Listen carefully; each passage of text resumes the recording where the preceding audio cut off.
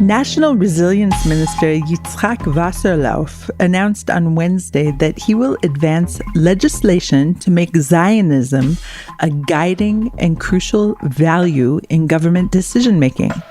But what exactly is Zionism? In this week of Memorial Day for Israel's Fallen and Independence Day, I, Amanda Borschel-Dan, invited Professor Gil Troy to the Times of Israel's Jerusalem office to discuss just that. Among his other scholarly pursuits, the historian has written several books on Zionism and is currently re-releasing early Zionist thinkers' works. We speak about the changing definitions of Zionism, past, present, and maybe future. And more than that, the increasing lack of Zionism and pro-Israel support among diaspora Jews. There are now voices within the Jewish community, young rabbis, professors, Natan Sharansky and I call them unJews, who are trying to undo the core consensus we've had for 75 years, if not 3,000 years, about the centrality of Israel and peoplehood to Jewish identity. In the Zionist emotional roller coaster of a week, I ask Gil Troy, what matters now?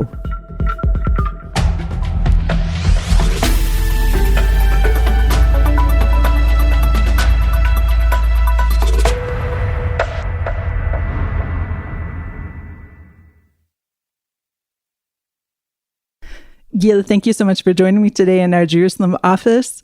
We've had quite the week with Memorial Day, a very contentious Memorial Day. We have Israel's 75th Independence Day. And so I ask you, in this very full week, from pain to joy, what matters now? What matters most to me is that we put all our pain aside, all our political division aside, and say, Am Yisrael Chai, the Jewish people live. We are so lucky to be living at this moment with all our challenges and all our headaches, because I keep on giving people a time machine. I say, what moment in Israeli history would you rather be living in? What moment in Jewish history would you rather be living in? What moment in human history would you rather live in? And so I think this is a moment to, yes, continue striving for the most perfect country we have and can make, but also appreciate all that we've built and how lucky we are to be in this moment. That's a fascinating way of explaining this moment because, you know, we're so filled with the tear of society, the divisions, the pain, the struggle that's happening right now in the street. But what makes this moment actually so great? First of all, I want to say that every Yom HaZikaron memorial that I've been to, and I was one last night and one this morning, every speaker has talked about the need for us to unify. This morning, there was a poll saying that 74% of Israelis want a compromise on judicial reform. I fear that in the last couple of months, we've let the crazies on both sides run the conversation. And this is a broader problem that's happening in the democratic world in what I call Twitter dumb, and I spell Twitter dumb D-U-M-B. So the extremes on both sides run the conversation, and we, the people in the middle, and I call us the muscular moderates, are getting lost. So one is we have to kind of redefine the center. But more than that, I don't care where you stand, pro-Bibi, anti-Bibi, right, left. A national holiday, and we in Israel still take our national holiday seriously, is a moment to take a breath.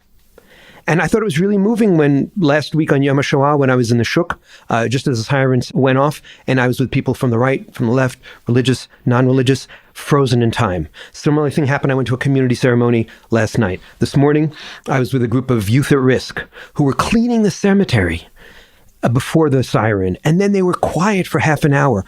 A country, a people that can still stand in awe together, can first of all see how awesome this place is, and can also put aside our awful politicians and our awful politics.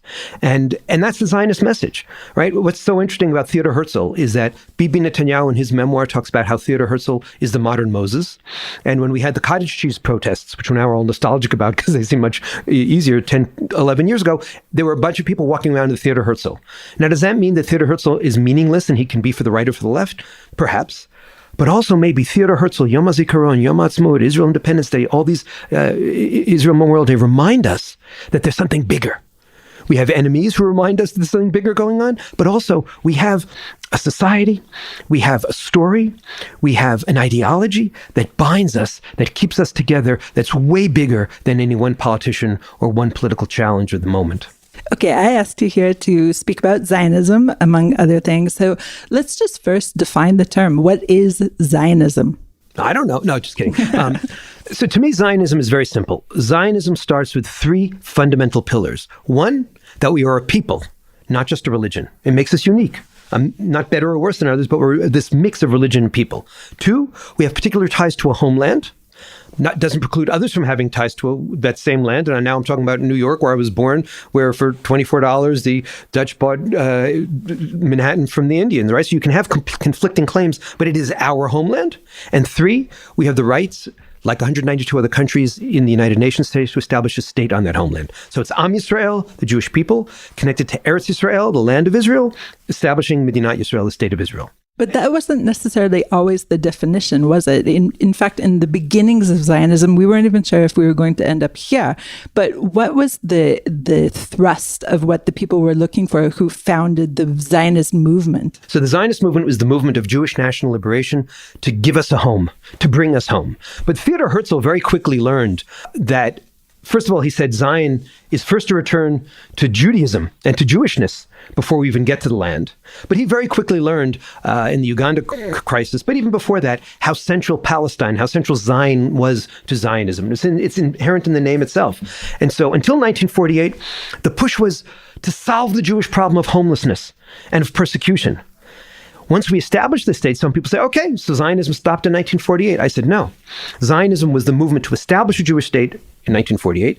Now it is to defend the state, to perfect the state, and in what I call the Jiu-Jitsu, J-E-W, turning the negative into a positive, and also turning all these questions of what do we need to do the state, turn around and say, what does the state do for us? And I call that identity Zionism. So the initial thrust was political Zionism. We need a state, we need a home, we need to solve this Jewish problem. Now, what's the Jewish problem of today? The human problem of today. How do I find meaning? How do I find community? How do I find connectedness? And I'm not arrogant enough to say that Zionism is the only way. But like Frank Sinatra saying, it's my way, it's our way. And it's a 3,500-year-old conversation, renewed 120 and 130 and 140 years ago, about meaning and peoplehood and commitment. And now we have this 75-year-old project, the greatest modern Jewish adventure called the State of Israel. We can take all our ideas and all our passions and all our visions and pour it into this place. And that's why politics sometimes gets a little heated, because we care deeply about the place. When you're talking about identity Zionism, are you talking about for Israelis or people outside of Israel? I'm actually talking about that's a place where we can meet as Israelis and Jews all over the world. Identity Zion, and frankly, can also be a model for liberal nationalism all over the world. Because one of the things that I see, putting on my American history hat, is how burdened so many young people are in the West today. And it's not just the pressure to succeed. It's living in a world of me, my, more, now, us, I, strips them of identity. And learning that Israel, Zionism, is a peoplehood project, is a meaning-making project, is an opportunity to think about how does having liberal democratic nationalism give me an opportunity to find hope, find a purpose, find a mission, and find community, is very, very important. And it's actually a place where I think Israelis and American Jews and Canadian Jews and Australian Jews need to sit and talk.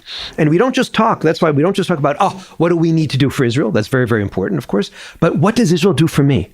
How does having this country give me a certain sense of meaning? Now, obviously, the conversation with my kids who serve in the Army is a little different than my birthright wonderful participants who don't.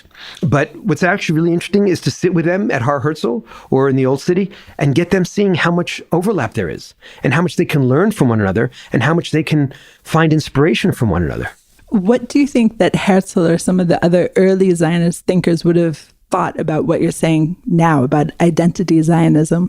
So one of the tragedies about Theodor Herzl's life is that he died when he was only he was in 1904 when he was only 44.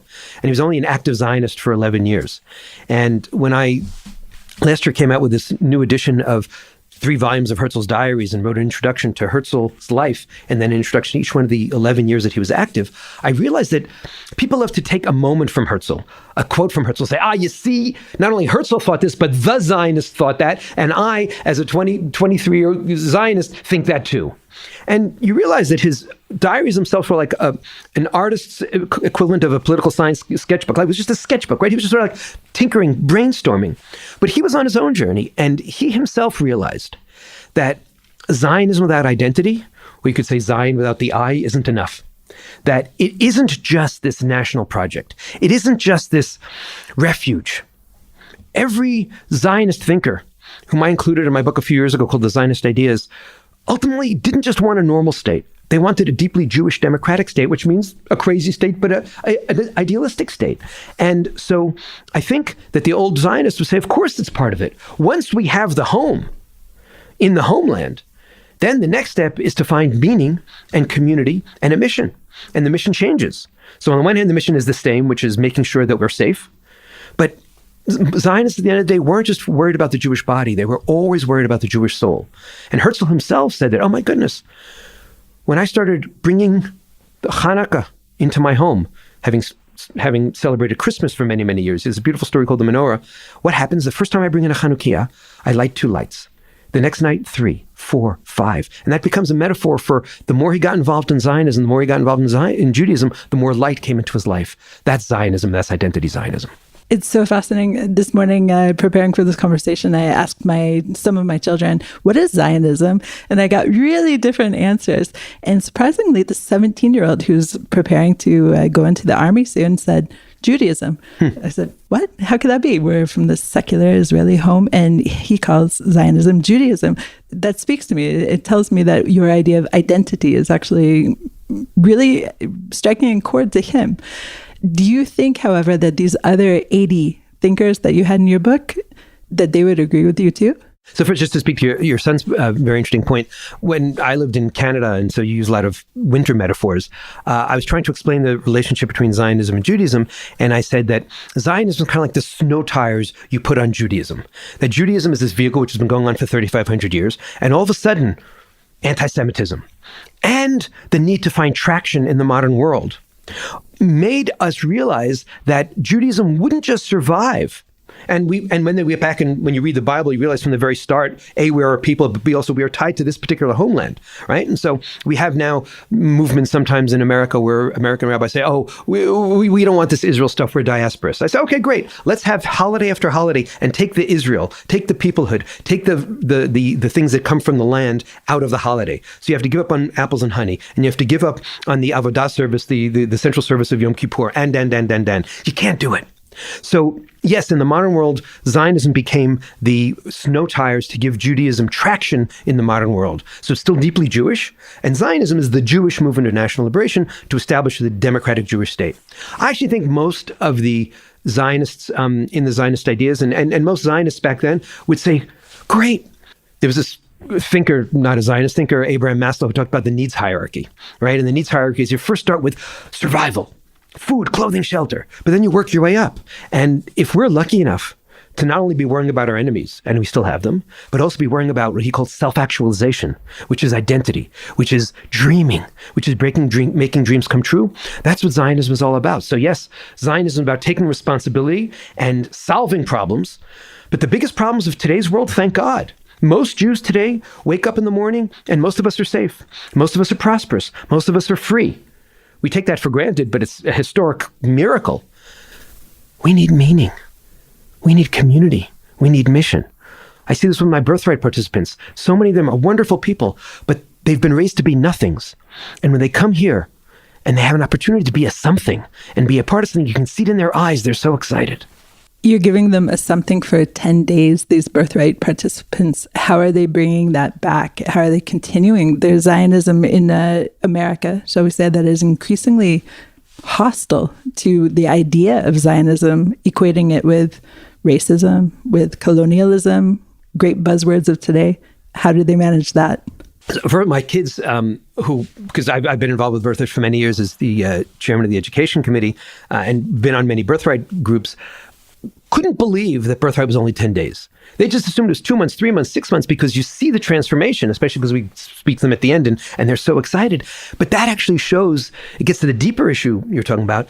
It shows how deprived they have been of an authentic, inspiring, organic Jewish Zionist education. So they come here truly, many of them, most of them deprived, stripped of their identity. And so Zionism is first an opportunity to give them that identity. And I wish we could stop there, but you're absolutely right. We live in a world which is so hostile. And let's take your point and divide it into, unfortunately, into two. they're going to face a double challenge. I was just on a Zoom call with some wonderful young people the other day, and one of them was telling me about how his Hillel rabbi is anti-Zionist.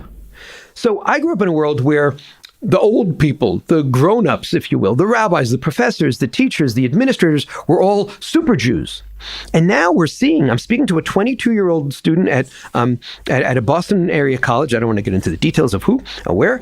And he tells me that his Jewish authority, right, his Hillel rabbi is telling him how apartheid and racist and colonialist and imperialist Israel is. So first of all, it's very uncreative. It's very boring. It's very cliche. Why take all those crimes of the West and impose them on little Israel?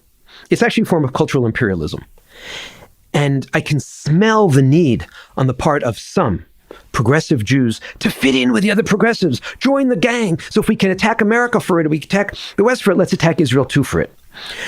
Use words that are more authentic to whatever mistakes we've made, whatever crimes we've committed. It's not the crime of imperialism, and it's not a crime of racism when we have dark-skinned Israelis and light-skinned Palestinians. Those words themselves are toxic and distorting.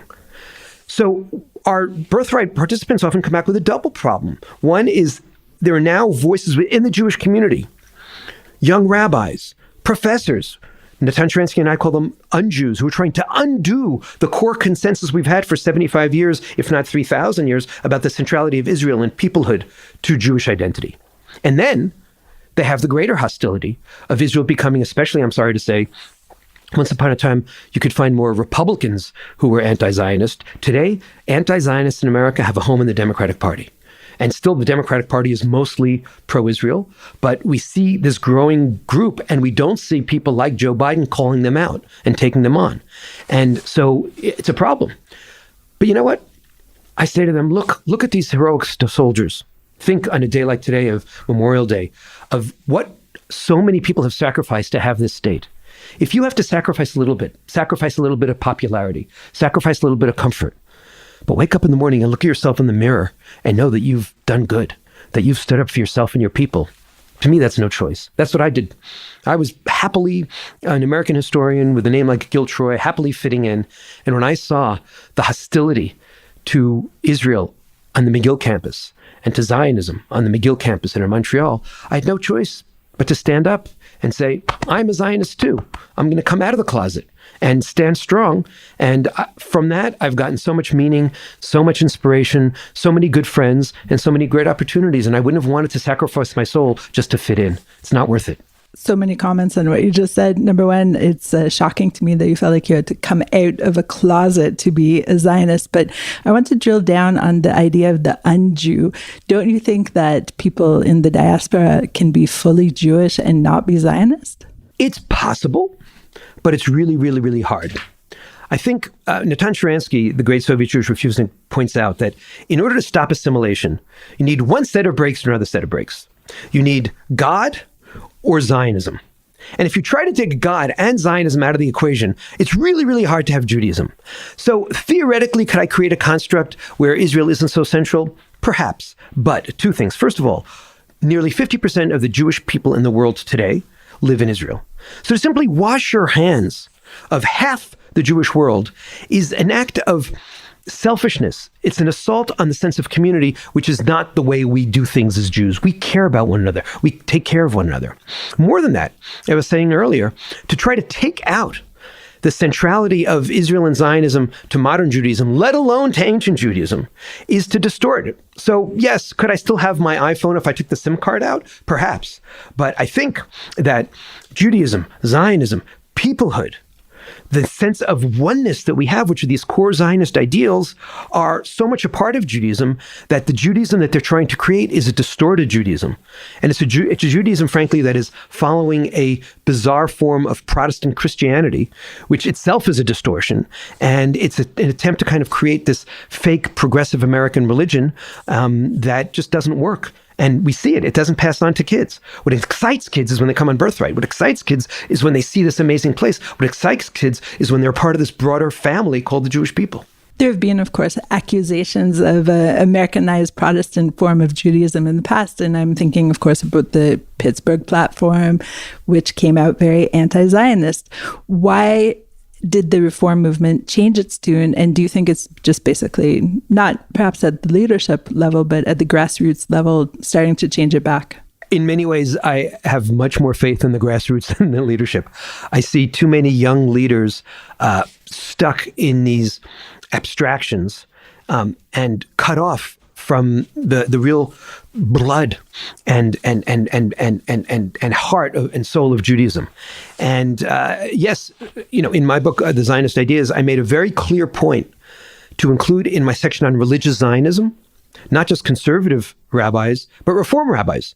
And to say that, first of all, Reform Jews and conservative Jews are part of the religious world. I don't buy that notion that the only way to be religious is to be Orthodox. And secondly, that there's a deep, important story of conservative Judaism and Reform Judaism. And yes, Reform Judaism had to get Zionized. And why did they get Zionized? For two reasons, I think. One was obviously the trauma of the Shoah, the trauma of the Holocaust. They realized, oh my goodness, we need a home. But secondly, they saw themselves how it was distorting both the Jewish conversation and Judaism itself. And a Judaism which balances peoplehood and religion, a Judaism which sees the centrality of Eretz Yisrael, the land of Israel, and now the state of Israel in our Judaism is a much more complicated, much more multidimensional thing. And that's, I like to say, I love all the different strains of Zionism. You see, I like religious Zionism, and political Zionism, and identity Zionism, but ultimately I call myself a Fitzgeraldian Zionist. F. Scott Fitzgerald, the great American writer, said, the mark of an intelligent person is the ability to hold two conflicting thoughts in your head.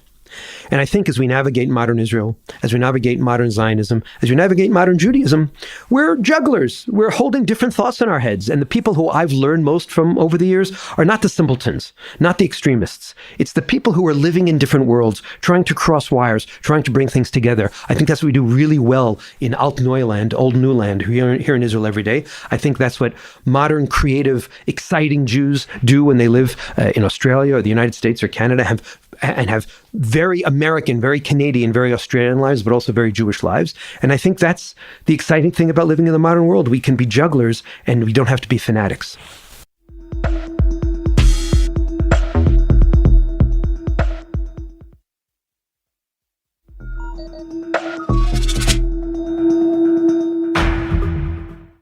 Earlier, you talked about the youth being deprived of Israel education. And about 10 years ago, if you recall, the Open Hillel movement began. It's been followed by If Not Now and things of that nature. And I remember speaking with one of the leaders at that point who said to me that she never really understood how the map of Israel that she was shown as a child was a big lie, essentially, that her education didn't include the two conflicting ideas at the same time, that Israel could be an occupier and still also a sovereign state. How do you see diaspora education overcoming this? Look, it's complicated. I gave a talk at Brandeis University a few years ago, and I said, most forms of Israel education that I know of in Jewish day schools are a form of child abuse. So I'm well aware that there are distortions. But I certainly wouldn't go to the If Not Now critique for two main reasons. First of all, the If Not Nowers love to take the 5-year-old Judaism and the 7-year-old Judaism that they got and assume that that's the same kind of Judaism they were being offered when they were 15 and 17 years old. It's really interesting to me because there's been a major shift in the Judaism and Zionism and Israel conversation that I was born into decades ago and that they've been born into. Right now, I actually think there's an opposite problem. I think so many American Jewish teachers and American Jewish rabbis and American Jewish professors are only seeing Israel through the Palestinian lens, only seeing Israel through the conflict lens, only seeing Israel through this distortions of, now they like to call it Jewish supremacy. I say just use an original Nazi term, and imperialism and colonialism, that they don't even get to the basics of Israel. So whereas once upon a time, you're right, there was a certain tendency to not really get to the Palestinian issue until you were 15, 17, and 20. And by the way, that's more age appropriate to start talking about complexity, right? We talk about God in very simple terms when you're 3 and 5, and then we get into more complex understandings and more critiques.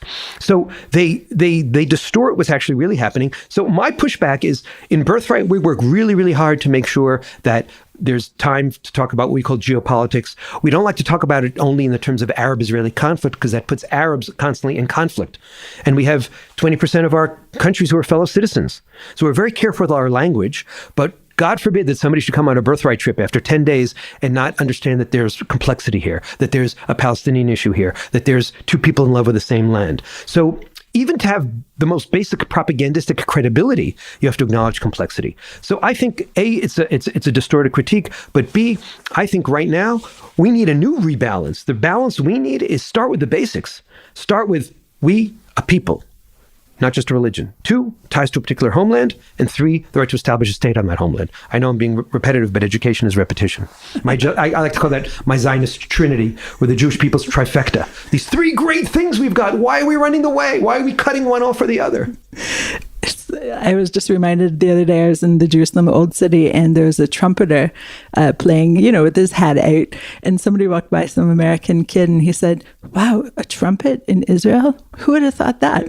And you have to think that for some of these people who come on Birthright or at these other programs, they are imagining this Israel of people walking around with, biblical sandals and robes and things like that too. How are we going to overcome that? I have a very easy formula when I travel around America. I say 2DW equals 1IL. I say it's to parents and grandparents. 2 trips to Disney World will get you 1 trip to Israel. IL, Israel, right? And what am I saying? I'm saying, and we see this with Birthright. Again, I work on the education committee, and we work so hard to get the most perfect education. But what's the most important thing? The moment they land in Israel and they see, A, that it's not this land of biblical zealots and crazies. B, they see that there aren't police and soldiers in every corner. And even when I travel around the United States these days, and I tell them about the birds chirping in my neighborhood, I'll tell them next trip I go about the moving ceremonies that I went through these last 2 days. I'll tell them about, they don't want to hear it. They only want to hear conflict, right and left, right? Right-wingers, by the way, are as addicted to the conflict narrative and to seeing things in these black and white terms as left-wingers. And I always push, I say both to my right-wing friends and my left-wing friends, I said, I'm suffocating from your Israel. Your Israel is not multidimensional. How can we as Democrats, lowercase d, learn if we can never criticize? What kind of human being isn't a little self-critical? So I have no problem criticizing the government and loving the government. And I try to give people my definition of patriotism. What's a patriot? A patriot is someone who loves his or her country always, partially because of the politicians, but despite the politicians and despite the politics. And that ability to love your country despite the politics always, and if you're lucky with the politicians who you like, sometimes is a Fitzgeraldian concept. It means a little bit of nuance. And we live in a world of all or nothing. I can't reduce that to a tweet, although that actually phrase could. And the oversimplification and the need to be on one team or another is the problem. And again, I go back, 74% of Israelis want a solution. We're going to hear about all the disruptions that there were in the 3 or 4 military cemeteries where there are disruptions. But most ceremonies went off without a hitch. Most ceremonies focused on what united us. Most ceremonies focused on the amazing sacrifices that these young people and have made willingly, and terrorist victims of all ages have made unwillingly in order to keep this country going. That's the story. And then we look around, look at this miracle. Let's live the miracle and fix the problems. Okay, before we end, I would like you to tell us another story, the story of Uganda, which to me kind of symbolizes, in a way, where we are today and how perhaps we can come out of it. So go ahead, Gil.